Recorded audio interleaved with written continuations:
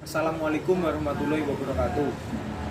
Kulon Gros Gautomo, kelas kalih welas IPAS kawan, absen rolikur, badhe maosaken geguritan dening kula kiyambak. So menungso, apa to jane pengenmu? Gusti kurang apik apa marang awakmu? Mari jogo kok malah dirusaki. Biyen subur tenan saiki wis dadi ler-leran semen lan wesi. Ning isine mung polusi.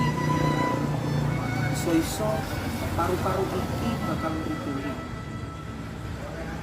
Obong gede alas iki mergo pejabatne janji.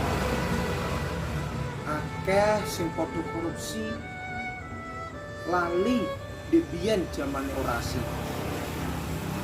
Rakyat ngendika pejabate padha lunga, padha tutup mata lan karya.